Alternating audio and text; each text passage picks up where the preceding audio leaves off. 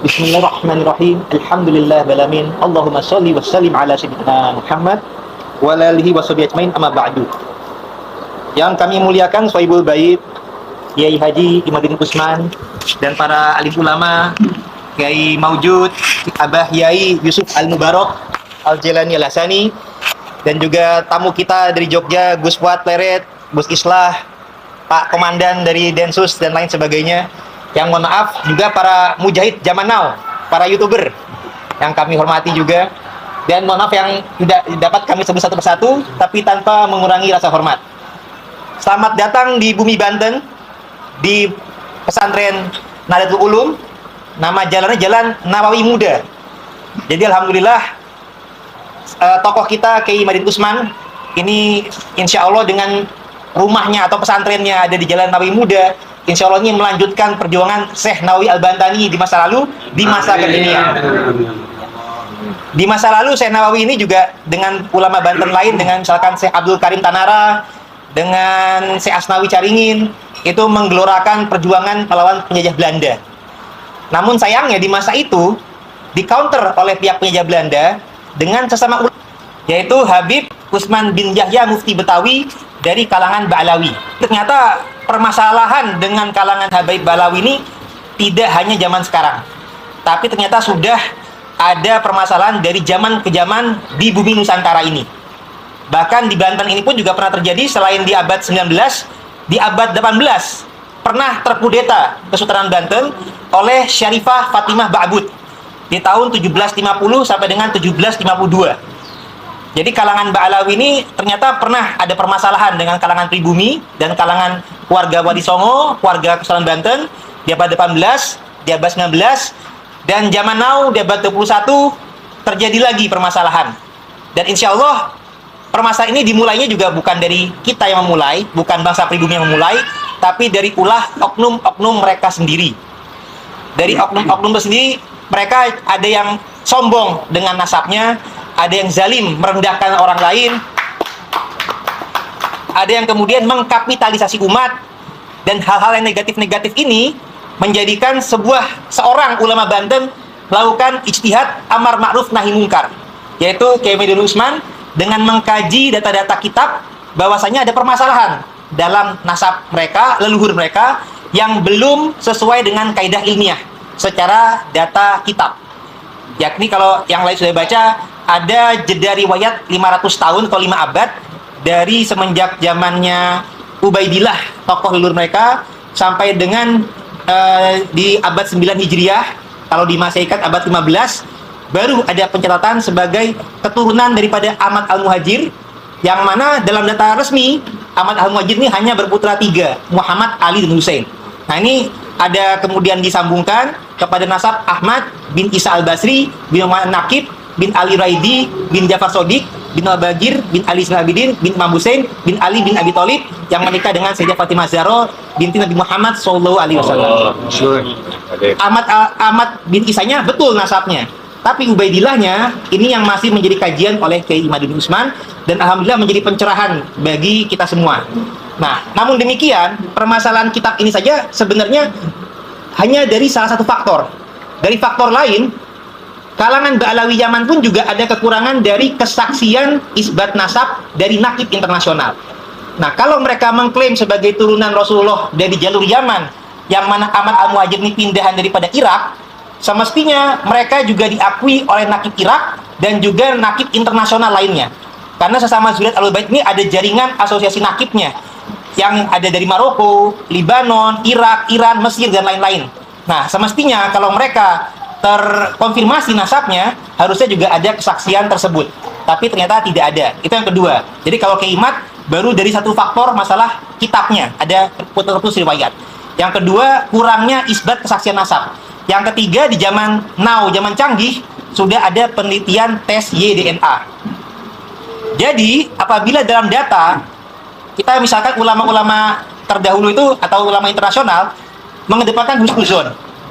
Kalau Ahmad Al-Muhajir ini, siapa tahu, nikah siri, punya anak yang belum tercatat, bisa saja kan terjadi kemudian seperti itu. Maka kemudian haruslah dites DNA untuk membandingkan genetik daripada zuriat Nabi yang lain dengan zuriat Ba'alawi Yaman. Nah, ternyata meskipun di Indonesia ini Habib-Habib belum ada yang menyatakan sudah, tapi ternyata di kalangan internasional sudah ada kalangan Ba'alawi Yaman yang melakukan tes DNA. Dan ternyata, mohon maaf sekali, data genetik mereka tidak sinkron dengan data zuriat Nabi lainnya. Karena kode haplogrupnya berbeda dan belum ditemukan juga SNP mutasi genetik baik ke Hasani maupun Husaini. Kalau haplogrupnya yang terbukti tercover dengan Bani Hasim yang lain haruslah berhaplogrup J1. Nah, sedangkan haplogrup mereka adalah G.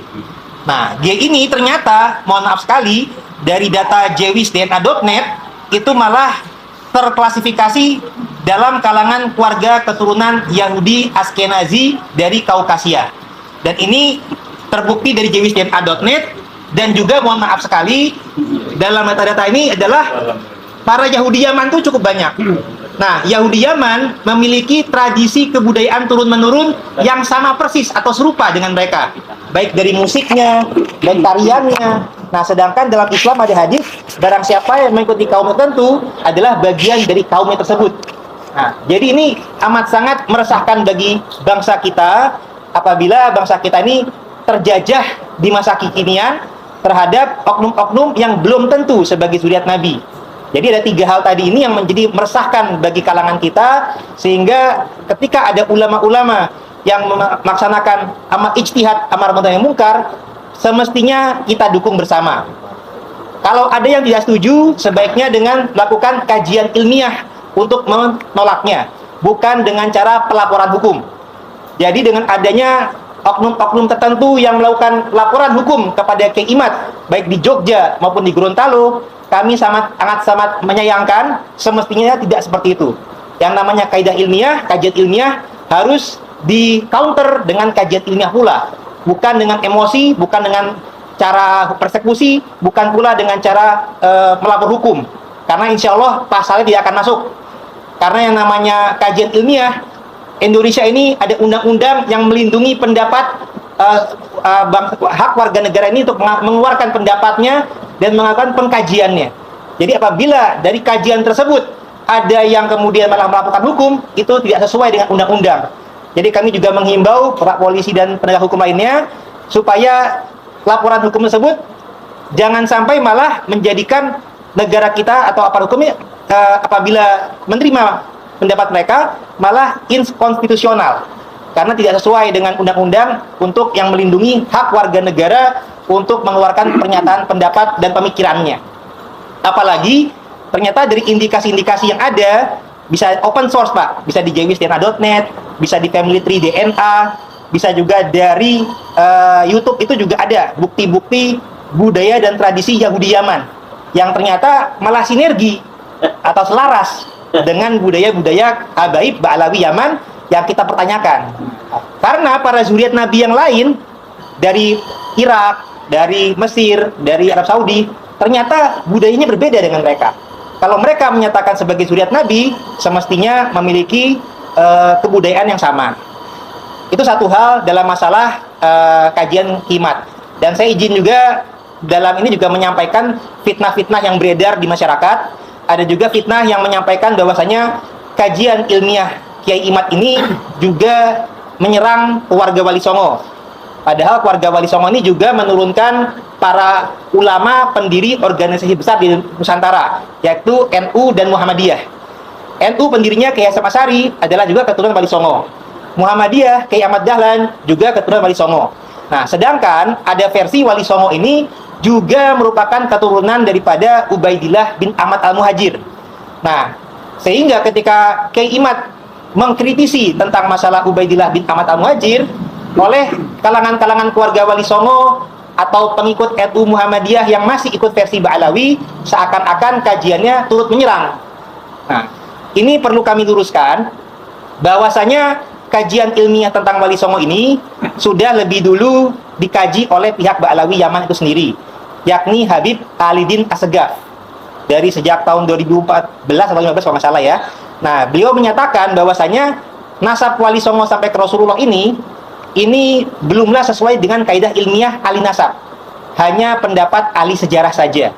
Jadi memang ada versi dalam Kitab Syamsul Az-Zuhairah, Hikmatu Asyirah, para wali songo itu tercatat sebagai keturunan Rasulullah dari jalur Asmathan Ba'alawi Al-Husaini. Nah, akan tetapi di zaman sekarang kemudian yang tadinya itu sudah tercatat dalam kitab nasab dibantah kembali oleh peneliti nasab ketika diwawancara oleh peneliti dari Jepang. Dan di sana dinyatakan bahwasanya nasab wali songo itu hanya pendapat ahli sejarah. Sedangkan pendapat ahli nasab Yaman hanya mencatat dari Rasulullah sampai dengan ke Abdul Malik saja. Nah, keluarga Wali Songo menanggapi hal tersebut ketika Wali Songo dianggap nasabnya itu belum soheh ke Rasulullah, tidak dengan cara yang emosional, tidak dengan cara melaporkan hukum, tidak dengan cara persekusi, tapi kita akhirnya melakukan pengkajian ulang.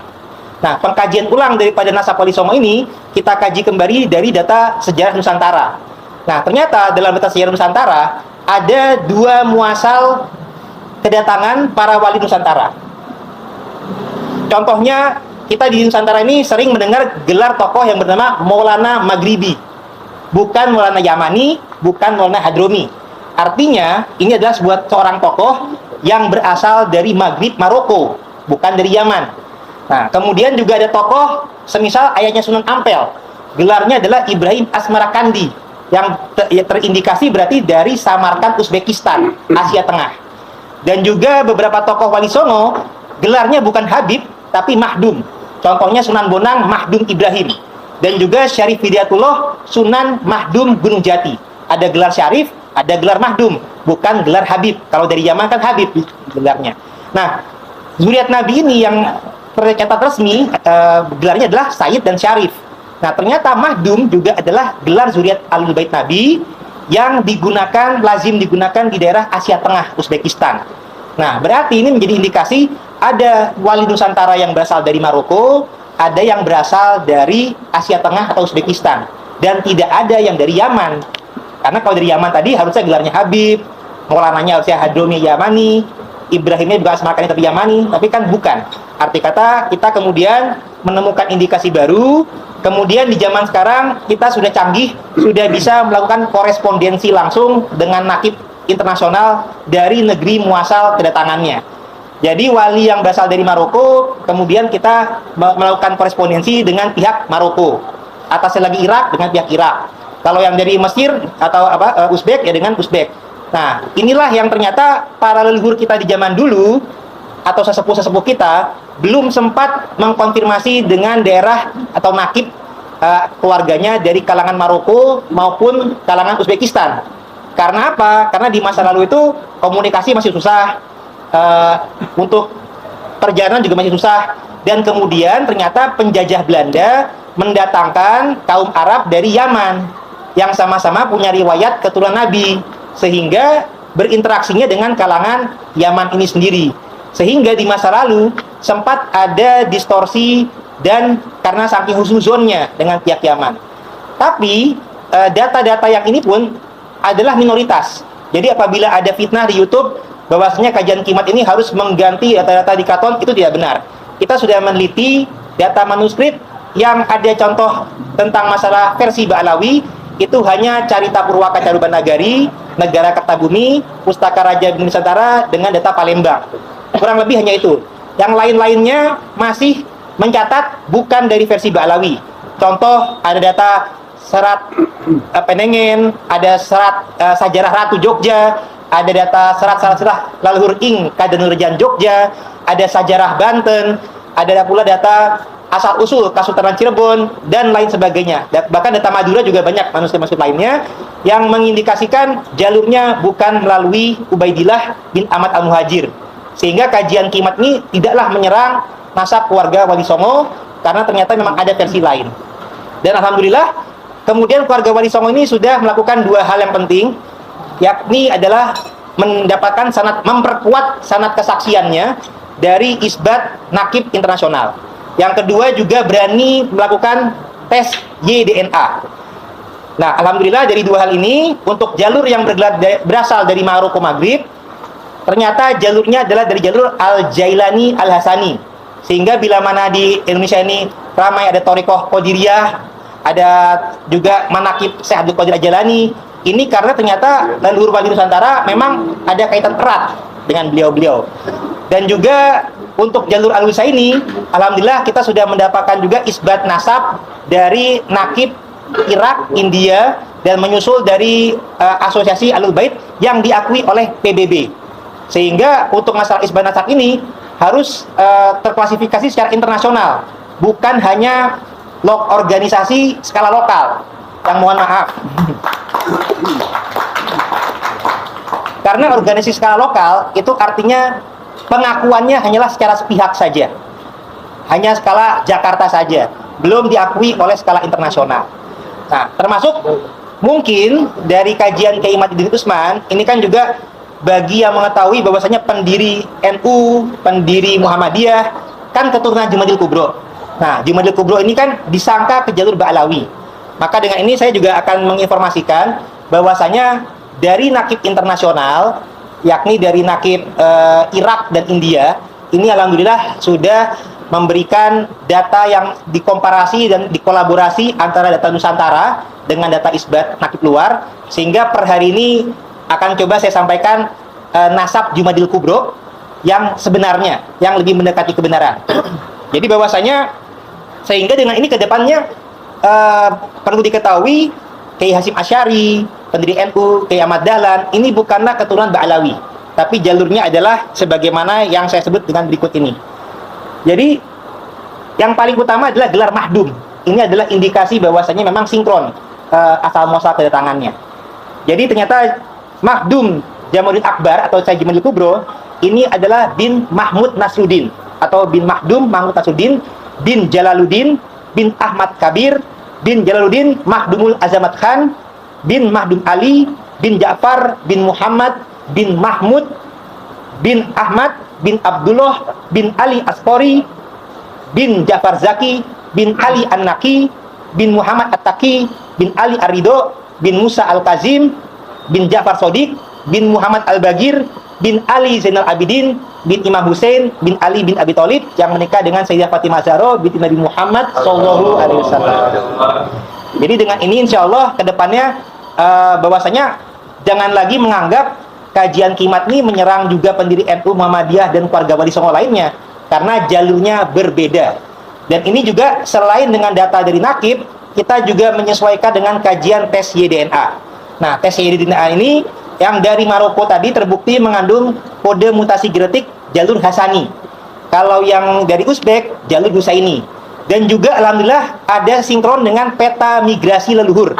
Jadi dari tes YDNA itu ketahuan leluhur kita ini muasalnya dari mana. Nah, jadi bahwasanya Wali Songo itu leluhurnya itu berasal dari Hijaz Arab Saudi, pindah ke Irak Iran, pindah ke Asia Tengah Uzbekistan, pindah ke India Pakistan, baru ke Nusantara. Andai kata versi Asmat Khan Ba'alawi itu betul, semestinya dari Irak tadi pindah dulu ke Yaman di arah barat dayanya.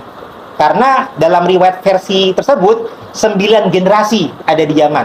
Versinya kan Ahmad Al-Muhajir dari Irak pindah ke Yaman, Ahmad Al-Muhajir, udah gitu Ubaidillah, Alwi, Muhammad, Alwi, Ali Qoli Qasam, Muhammad Sohib Mirbat, Alwi Faqih, Abdul Malik, ada 9 generasi. Andai kata ini betul, semestinya dalam peta migrasi DNA tercatat pindah ke Yaman. Ternyata tidak. Sehingga ini menandakan dari hasil penelitian tes DNA tidak terkonfirmasi dan tidak ilmiah versi bahwasanya Wali Songo keturunan dari Ba'alawi. Nah, dengan demikian kita sudah merevisi dan sudah kita sampaikan kepada Kiai Wapres Maruf Amin juga. Alhamdulillah tanggapan beliau juga positif bahwasanya memang sejarah dan silsilah keluarga besar Wali Songo perlu diluruskan. Tetapi insya Allah keluarga Wali Songo ini berbeda kebiasaannya dengan kalangan habaib. Insya Allah keluarga Wali Songo ini meneliti silsilah untuk sekedar menyambung silaturahim. Jadi bukan untuk merasa sombong, merendahkan yang lain, bukan untuk mengkapitalisasi umat, menzalimi, tidak. Karena kita sudah sebagai bagian daripada bangsa Indonesia. Nasab kita ini semuanya juga sama-sama saudara, sesama turunan Nabi Adam alaihissalam. Dan semuanya kita sama-sama mulia, tapi yang paling utama kemuliaan bukan dari nasab, tapi dari iman kita, ilmu kita. Karena Allah akan mengangkat derajat orang yang berilmu dan beriman. Dan juga yang paling mulia di sisi Allah adalah yang paling bertakwa. Jadi bukan masalah nasab. Sehingga dengan ini kami juga tidak setuju dengan pendapat yang menyatakan bahwasanya Habib belajar kepada Habib yang bodoh lebih utama kepada 70 kiai. Nah, jadi dengan klarifikasi yang ketiga adalah kami sangat menyayangkan bila mana kajian ilmiah oleh Kiai Imad ini malah di counter dengan laporan hukum, cacian, caci maki, mengumpulkan umat untuk tidak menyukai beliau. Ini harus sangat dihentikan. Dan kami juga dari keluarga Wali Songo juga ada Garda Wali Songo, di mana di sini juga hadir penasehat kami Abah Kiai Yusuf Barok yang juga seorang pendiri juga, dan saya juga selain ketua Robitoh Bangsawan Banten juga dipilih untuk menjadi ketua Garda Wali Songo. Insya Allah kedepannya kami akan melakukan tindakan yang membela marwah Wali Songo, karena Wali Songo ini adalah tidak hanya sekadar turunan Nabi saja, tapi merupakan tokoh yang berjasa dalam dakwah Islam Nusantara, sehingga umat Islam terbanyak di dunia adanya di Indonesia, bukan di negara-negara lain. Ini merupakan jasa dakwah para Wali Songo. Dan juga ini menurunkan tokoh-tokoh pendiri organisasi Islam terbesar di Indonesia, yakni NU dan Muhammadiyah. Dan juga menurunkan para pahlawan nasional. Contohnya Sultan Agung Ketayasa, Pangeran Diponegoro, Sultan Mahmud II, Sultan Agung Mataram, Nyai Ageng Serang, dan lain-lain. Jadi tokoh-tokoh pahlawan nasional ini adalah para keturunan Wali Songo. Nah, ketika ada oknum yang yakni Bahar bin Smith, saya jelaskan saja, menyampaikan bahwasanya Wali Songo tidak berketurunan, itu sangat tidak tepat sekali. Itu sangat tidak sesuai dengan etika bangsa kita, tidak sesuai dengan kajian ilmiah, dan juga apabila dia menyampaikan turunan Wali Songo itu terputus dari garis perempuan, maka para habaib juga terputus sebagai pribumi dari garis perempuan. Karena kan mereka mengaku pribuminya dari turunan garis perempuan. Kalau mereka konsisten hanya garis laki, berarti mereka bukan pribumi. Kalau. Maka dari itu, insya Allah kita ya. Maka dari itu, insya Allah kita dalam pertemuan kali ini saling bahu-membahu, saling sinergi demi menjaga marwah bangsa ini. Kami tidak ingin ada lagi bangsa kita yang diperbudak. Sudah cukup 350 tahun dijajah oleh Belanda. Jangan dilanjutkan penjajahan oleh kalangan bangsa lain di negeri sendiri. Sekian dari kami. Wassalamualaikum warahmatullahi wabarakatuh.